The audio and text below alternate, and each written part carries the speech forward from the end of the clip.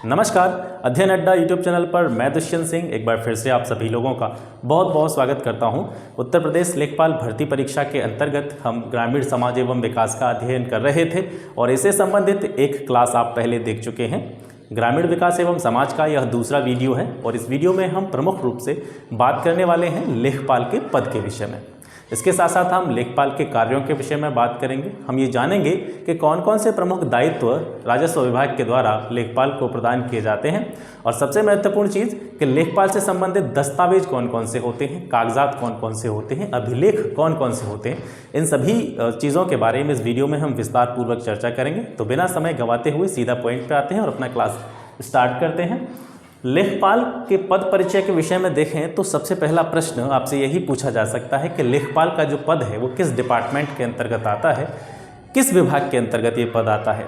तो लेखपाल का जो पद है ये आता है राजस्व विभाग के अंतर्गत।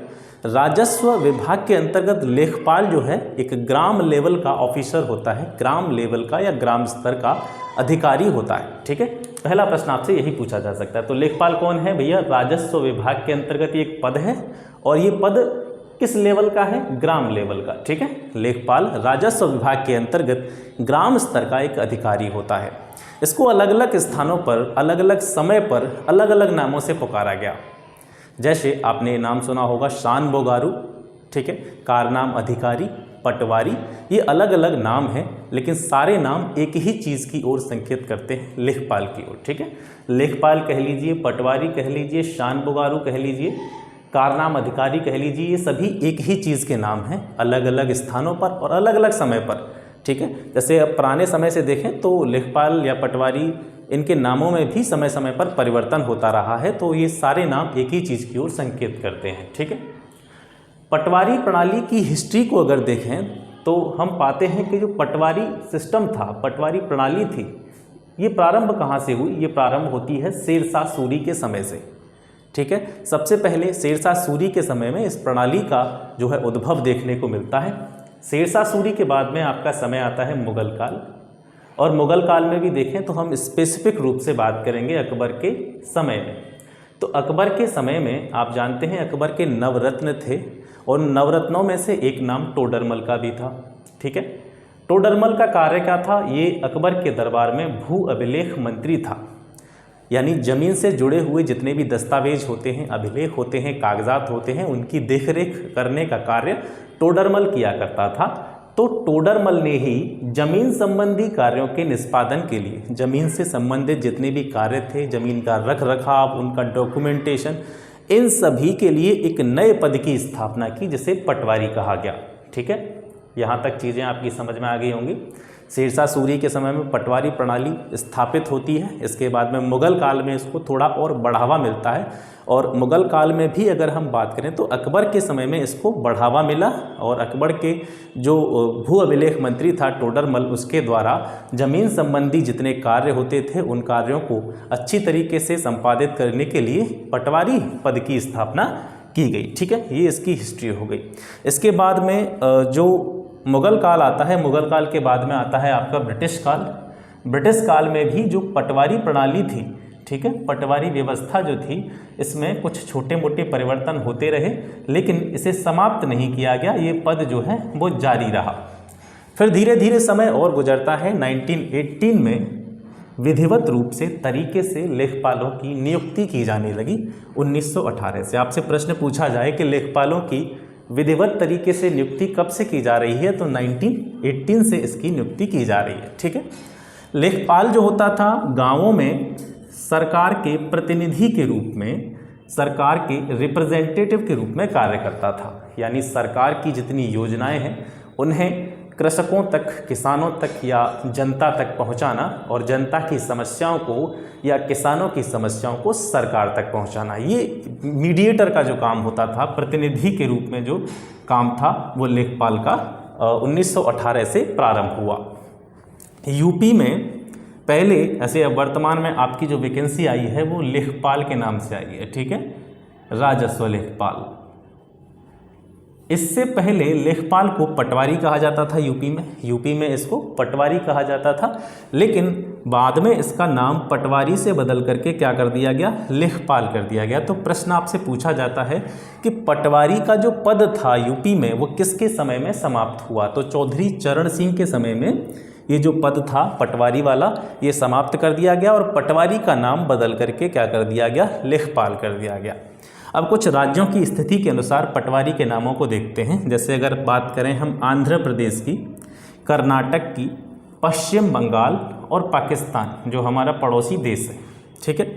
आंध्र प्रदेश, कर्नाटक, पश्चिम बंगाल, पाकिस्तान, इसमें इस पद को पटवारी के नाम से जाना जाता है आज भी, ठीक है। भारतीय राज्यों में गुजरात को देखें, महाराष्ट्र को देखें, इसमें 1918 तक ये वाला जो काम था पटवारी का ये कुलकर्णी करते थे, ठीक है। या आप ऐसे कह सकते हैं कि पटवारी को कुलकर्णी कहा जाता था। गुजरात, महाराष्ट्र में 1918 तक इन्हें कुलकर्णी कहा जाता था और बाद में इनको क्या कहा जाने लगा, तलाटी कहा जाने लगा। तमिलनाडु में पटवारी को कर्णम कहते हैं, ठीक है। कर्णम या फिर दूसरा नाम इसका है अधिकारी। कर्णम या अधिकारी के नाम से ही पटवारी को जाना जाता है। कहाँ पे, तमिलनाडु में। अलग अलग राज्यों में इसके अलग अलग नाम देखने को मिलते हैं, इनके बारे में आपको सामान्य जानकारी होनी चाहिए। हो सकता है आपकी परीक्षा में इसमें से ही कोई चीज़ आ जाए कि कर्णम क्या होता है या कर्णम किस राज्य में पटवारी को कहा जाता है, तो तमिलनाडु में कहा जाता है। इस तरीके से प्रश्न यहाँ से बन सकते हैं, तो आपको ये चीज़ें ध्यान रखनी है। पंजाब की बात करें तो पंजाब में पटवारी को पिंड दी माँ भी कहा जाता है, ठीक है, पिंड दी माँ।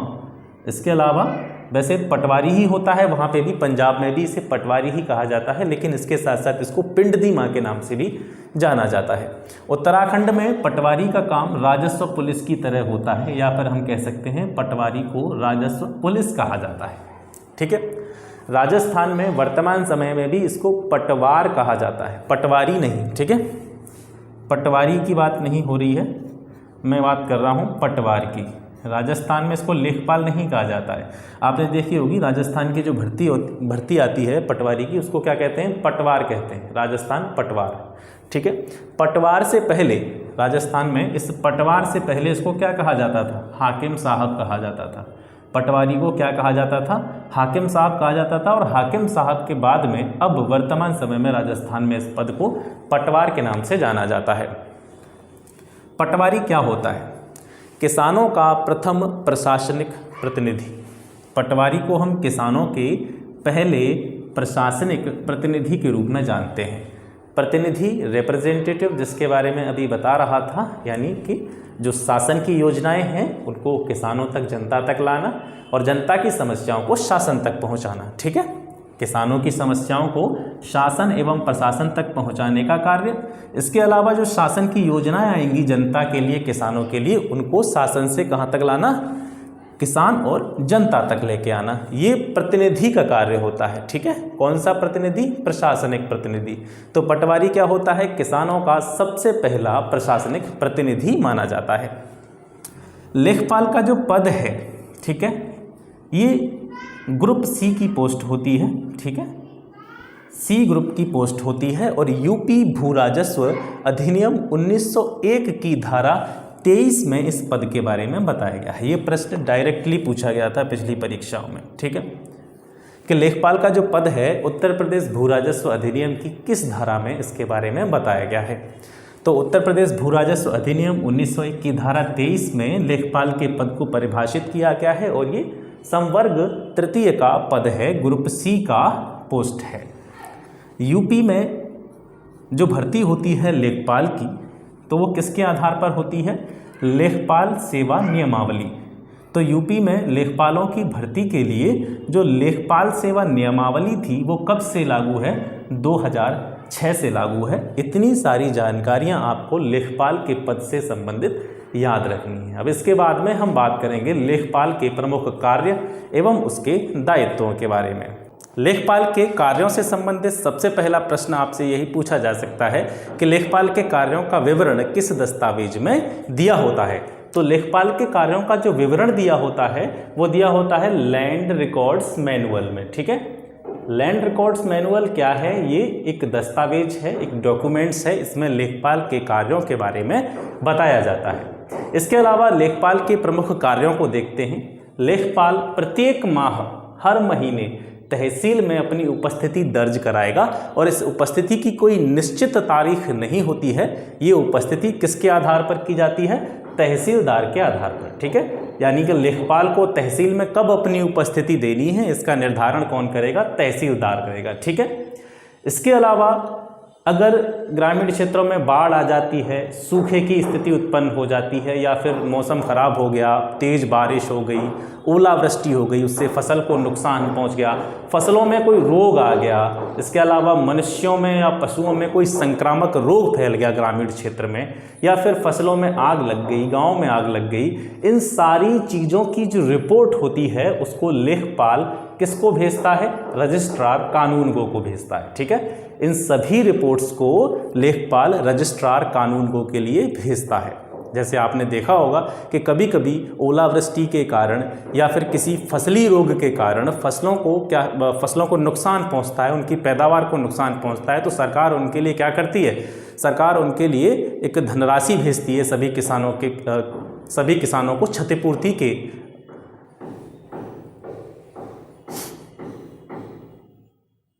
तो सरकार क्या करती है? सरकार एक धनराशि भेजती है क्षतिपूर्ति के रूप में किसानों के लिए। उसका निर्धारण इसी रिपोर्ट के आधार पर किया जाता है। ठीक है, तो बाढ़, सूखा, ओलावृष्टि, फसल रोग, मनुष्यों या पशुओं में संक्रामक रोग, आग लगने जैसी स्थितियां, इन सभी की रिपोर्ट लेखपाल के द्वारा किसको दी जाती है? रजिस्ट्रार कानूनगो को दी जाती है। फिर ये ऊपर की तरफ अपनी रिपोर्ट को भेजते हैं। ठीक है, लेखपाल जो होता है हल्के की सारी भूमि प्रबंधन समिति का पदेन मंत्री माना जाता है।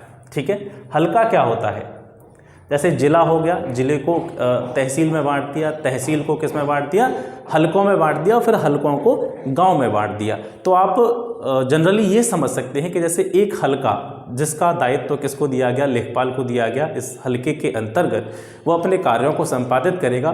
तो मान लीजिए कि एक हलके में 2 गांव हो सकते हैं, 3 गांव हो सकते हैं, 4 गांव हो सकते हैं। 2, 3, 4 गांवों को मिला करके क्या बनता है?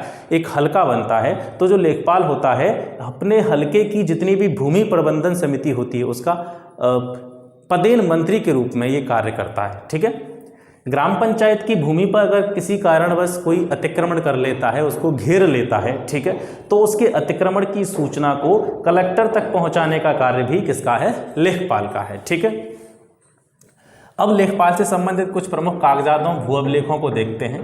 भू अभिलेख हैं क्या?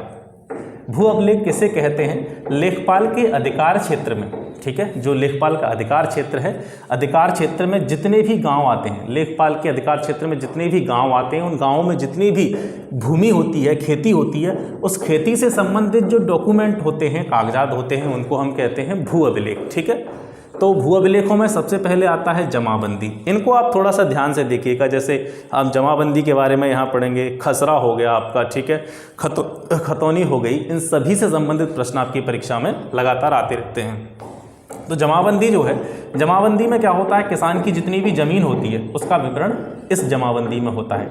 ये एक प्रकार का रजिस्टर होता है और इस रजिस्टर में खाते, जैसे आप दुकान से कोई सामान लेने जाते हैं तो उसमें खाता बना देते हैं ना आपका, उसी तरीके से एक रजिस्टर होता है, उसमें खाते के रूप में ज़मीन का विवरण दिया होता है। ठीक है, तो किसान की जितनी भी भूमि होती है, ज़मीन होती है, उसका विवरण एक रजिस्टर में खाते के रूप में होता है, उसे ही हम जमाबंदी कहते हैं।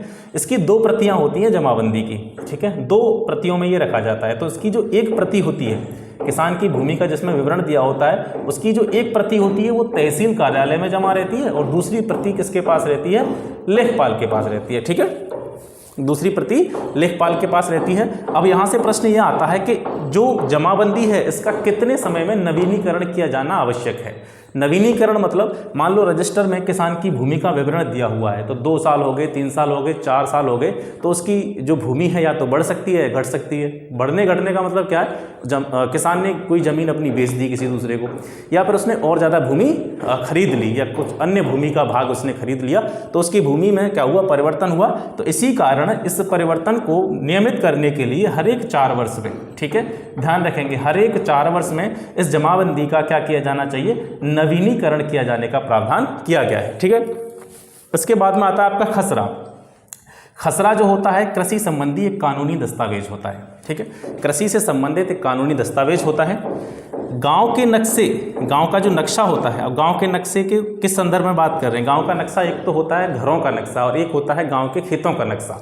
ठीक है। तो गांव के खेतों के जो नक्शे होते हैं उस नक्शे में प्रत्येक खेत को एक नंबर दिया जाता है, 1 2 3 4 5 6 ऐसे करके उसको एक क्रमांक दिया जाता है। ध्यान से समझें, पहले गांव के खेतों का नक्शा, उस नक्शे में खेतों को एक नंबर दे दिया, पार्टिकुलर एक नंबर दे दिया, 1 2 3 4 5 ऐसे करके। तो जो क्रमांक होता है खेतों का उसे ही हम क्या कहते हैं, खसरा कहते हैं। उसी को क्या बोलते हैं, खसरा कहते हैं। ये कृषि संबंधी कानूनी दस्तावेज होता है।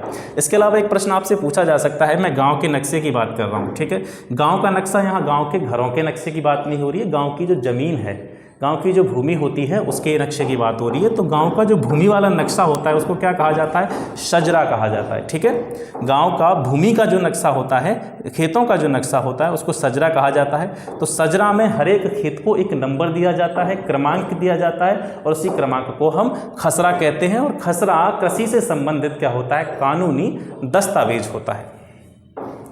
इसमें प्रतिवर्ष बोई जाने वाली फसलों की जानकारी दर्ज की जाती है, ठीक है। इसी खसरे में प्रतिवर्ष कौन कौन सी फसल खेत में बोई गई इसकी जानकारी दर्ज की जाती है। और किसके द्वारा दर्ज की जाती है, लेखपाल के द्वारा दर्ज की जाती है। तो जैसे आप आंकड़े देखते होंगे, आप याद भी करते हैं, उनको परीक्षाओं में भी पूछे जाते हैं कि 2020-21 में, मान के चलिए 2020-21 में गेहूं का जो क्षेत्रफल रहा, बोया गया क्षेत्रफल, ठीक है, उत्तर प्रदेश की दृष्टि से या भारत की दृष्टि से या किसी भी राज्य की दृष्टि से वो कितना है। सरकार को ये आंकड़ा कहाँ से पता चलता है, सरकार को ये आंकड़ा इसीलिए पता चलता है क्योंकि जो लेखपाल होता है प्रतिवर्ष कितने क्षेत्र में कौन सी फसल बोई गई है इसका जो आंकड़ा है किस में दर्ज करता है, खसरे में दर्ज करता है। इसी प्रकार से सारे आंकड़ों को इकट्ठा करके सरकार ये पता चलती है कि किसी भी राज्य में या देश में किसी भी पार्टिकुलर फसल का बोया हुआ जो क्षेत्रफल है वो कितना है, ठीक है। तो खसरे में क्या होता है, प्रतिवर्ष बोई जाने वाली फसलों की जानकारी दर्ज की जाती है लेखपाल के द्वारा, और इसी के आधार पर प्रतिवर्ष बोए गए क्षेत्र का पता सरकार के द्वारा लगाया जाता है। एक खसरे से संबंधित एक प्रश्न आता है कि खसरे में कितने कॉलम होते हैं, ठीक है, कितने कॉलम इसमें होते हैं। तो इसमें 22 कॉलम होते हैं, आप ध्यान रखेंगे, ठीक है। खसरे में कितने कॉलम होते हैं, 22 कॉलम होते हैं। लैंड रिकॉर्ड मैनुअल के पैरा क 55 के अनुसार, लैंड रिकॉर्ड मैनुअल के पैरा क 55 के अनुसार पड़ताल को किस तरीके से परिभाषित किया गया है। खसरा एवं चित्र को अनुरक्षित रखने के लिए या सुरक्षित रखने के लिए जो लेखपाल होगा वो अपने हलके के प्रत्येक गांव का साल में 3 बार हर एक खेत पर जाकर के क्या करेगा, निरीक्षण करेगा, दौरा करेगा, ठीक है।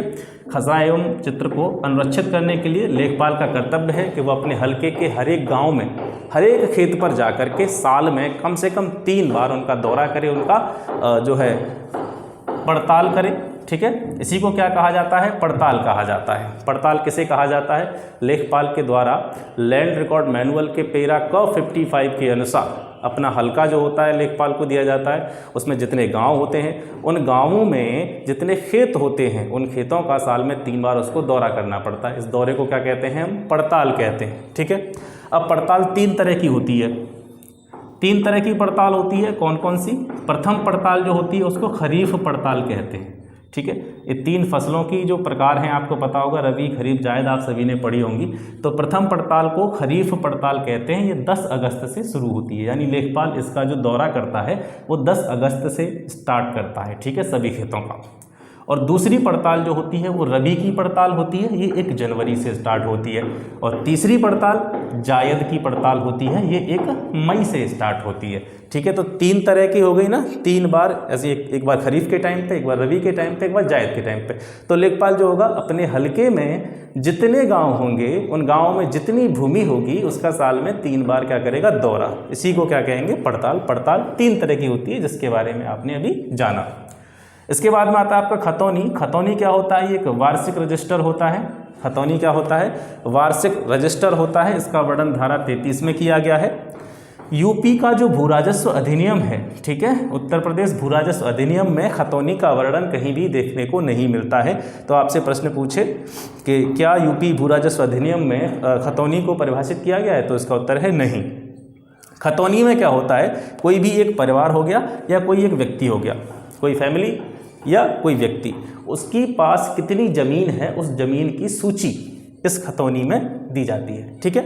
किसी भी एक परिवार या किसी भी एक व्यक्ति की जितनी ज़मीनें होंगी उनकी सूची क्या होती है, खतौनी होती है। हर 6 साल में इस खतौनी को नवीनीकृत किया जाना आवश्यक होता है। ठीक है, खतौनी को नवीनीकृत कितने समय के अंतर्गत किया जाना चाहिए? 6 साल के अंतर्गत इसको नवीनीकृत कर दिया जाना चाहिए। क्योंकि अभी जैसे हम बता रहे थे, क्योंकि कोई किसान अपनी ज़मीनों को बेच देते हैं या फिर किसी किसान ने कोई नई ज़मीन खरीदी तो उसमें अंतर आ जाता है। तो इसी चीज़ को व्यवस्थित करने के लिए हर 6 साल में इसका नवीनीकरण किया जाता है। जैसे अब खसरे में 22 कॉलम होते थे, तो खतौनी से संबंधित प्रश्न भी पूछा जाता है कि खतौनी में कितने कॉलम होते हैं। खतौनी में 13 कॉलम होते हैं और इसमें प्रमुख रूप से जोतदारों का वर्णन किया जाता है। यानी खेत किसी का भी हो, जैसे मान लो किसी ने खेत गिरवी रख दिया या किसी ने बेच दिया, उस खेत को वर्तमान समय में कौन जोत रहा है, उस पर खेती कौन कर रहा है, किसके द्वारा उस पर अपना हक जताया जा रहा है, ये खतौनी में इस चीज़ का वर्णन किया जाता है। अब बात करते हैं नक्शे की। प्रत्येक गांव का एक नक्शा होता है। इस नक्शे का मुख्य उद्देश्य कार्य क्या होता है? इस नक्शे में गांव की चौहद्दी दर्ज होती है। चौहद्दी का मतलब क्या है? गांव की जो भी, जैसे मान लो कि कोई गांव है, ये घर है, ठीक है, ये घर बसे हुए हैं गांव में, तो गांव का जो चारों तरफ का जो एरिया है ये वाला, कि कहाँ से कहाँ तक है, ये वाली होती है चौहद्दी। ठीक है, किसी घर की चार दीवारी समझ सकते हैं, इसी तरह से गांव की चार दीवारी, उसी को हम चौहद्दी कहते हैं। तो इस नक्शे में गांव की चौहद्दी दर्ज होती है और इसके साथ साथ प्रत्येक खेत की चौहद्दी दर्ज होती है। ठीक है, कि किसका खेत की सीमा, किस व्यक्ति के खेत की सीमा कहाँ से कहाँ तक है, उसकी कौन कौन सी विमाएँ हैं, उन सभी की जानकारी इस नक्शे में दर्ज रहती है। खेवट क्या होता है? खेवट जमींदारी का एक रजिस्टर हुआ करता था पुराने समय में, लेकिन जमींदारी प्रथा आपको पता है कि समाप्त कर दी गई। तो जमींदारी प्रथा के साथ ही ये रजिस्टर भी जो है समाप्त कर दिया गया, यानी वर्तमान में ये बंद है। ठीक है, लेकिन आपसे प्रश्न पूछा जा सकता है तो मैंने उसको उसमें डाल दिया है। खेवट अगर पूछा जाए तो ये क्या है? जमींदारी का रजिस्टर हुआ करता था। दिनचर्या बही या जो डायरी होती है, ठीक है, दैनंदिनी जिसको कहते हैं, ये लेखपाल की एक ऐसी डायरी होती है जिसमें वह अपने प्रतिदिन के कार्यों का विवरण भरता है। ठीक है, प्रतिदिन के कार्यों से आप ये मत समझें कि वो कब जग रहा है, कब खा रहा है, कब नहा रहा है, इन चीज़ों का विवरण नहीं भरता। अपने कार्य क्षेत्र से संबंधित जो कार्य हैं, ठीक है, अपनी जॉब प्रोफाइल से संबंधित जो कार्य हैं, कहाँ किस चीज़ का निरीक्षण किया गया, किस गांव का उसने निरीक्षण किया, किस खेत में आके किस खेत की नाप की उसने, तो इन सारी चीज़ों का विवरण जो है वो दिनचर्या बही या डायरी में करता है। जनरली हम कह सकते हैं कि उसकी जो भी जॉब प्रोफाइल है, जॉब से संबंधित जितने भी, अपनी नौकरी से संबंधित जितने कार्य वो करता है, उनका विवरण वह दिनचर्या बही या डायरी में लिखता है। ठीक है, प्रतिदिन के कार्यों का वर्णन इसमें लिखा जाता है। लैंड रिकॉर्ड मैनुअल के पैरा 47 में दिनचर्या बही या डायरी के बारे में बताया जाता है।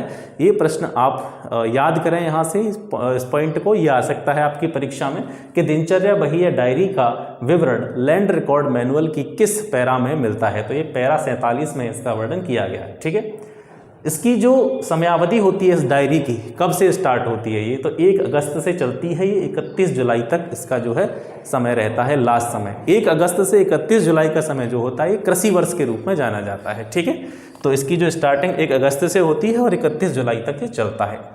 किसान बही क्या होता है? ये लेखपाल द्वारा तैयार किया जाता है दस्तावेज, और किसान को यह 10 रुपये शुल्क में उपलब्ध कराया जाता है। ठीक है, किसान बही किसके द्वारा तैयार की जाती है? लेखपाल के द्वारा तैयार की जाती है, और 10 रुपये के शुल्क में इसे किसानों को उपलब्ध कराया जाता है। इसमें क्या होता है? खेती किस तरह की है, उसका प्रकार क्या है, खेत की मात्रा कितनी है, कितना खेत है, ठीक है, उसका क्षेत्रफल, और उस खेत पर किसका हक है, उस क्षेत्रफल का, उस खेत का मालिक कौन है, इसका विवरण इस किसान बही में जो है लिखा हुआ होता है। लेखपाल के द्वारा ये तैयार की जाती है। 10 रुपये के शुल्क में से किसानों को उपलब्ध कराया जाता है। अब गांव रजिस्टर क्या होता है? गांव रजिस्टर का वर्णन धारा 31 में है, और धारा 31 के अंतर्गत प्रत्येक 5 वर्ष में, ठीक है, इसको तैयार किया जाता है गांव रजिस्टर को। और किसके द्वारा तैयार किया जाता है? कलेक्टर के द्वारा, यानी डीएम के द्वारा। डीएम के द्वारा हर 5 वर्ष में गांव रजिस्टर को तैयार किया जाता है। तो आपने आज लेखपाल के पद के विषय में पढ़ा, लेखपाल के कार्यों, उसके दायित्वों को जाना। इसके साथ साथ लेखपाल से संबंधित जितने भी दस्तावेज, अभिलेख, कागजात थे, उन सभी को आपने इस वीडियो में देखा, और आशा करता हूँ ये वीडियो आपके एग्ज़ाम की दृष्टि से काफ़ी महत्वपूर्ण होगा और निश्चित रूप से आप परीक्षा में अच्छे अंक अर्जित कर पाएंगे। मेरे साथ बने रहें, काफ़ी मेहनत से मैं आपके लिए सारे नोट्स तैयार कर रहा हूं, और इस उम्मीद के साथ ये नोट्स मैं तैयार कर रहा हूं कि आप चाहे कहीं से भी पढ़ रहे हो या कोई भी सोर्स आपकी हो, लेकिन अगर आप इन चीज़ों को यहाँ पर अपने नोट्स के माध्यम से अपनी बुक में इसको नोट करेंगे, लगातार इसका रिवीजन करेंगे, लगातार इनको पढ़ते रहेंगे, तो निश्चित रूप से आप इस सेक्शन में, जो ग्रामीण विकास एवं समाज का सेक्शन है, इसमें निश्चित रूप से आप 20+ स्कोर कर पाएंगे 25 में से। यही मेरा उद्देश्य है और इसी उद्देश्य की पूर्ति के लिए और आप लोगों के लिए मैं लगातार प्रयास कर रहा हूँ। आशा करता हूँ क्लास आपको पसंद आई होगी। मिलते हैं फिर ग्राम समाज एवं विकास के नेक्स्ट वीडियो के साथ। तब तक के लिए नमस्कार, जय हिंद।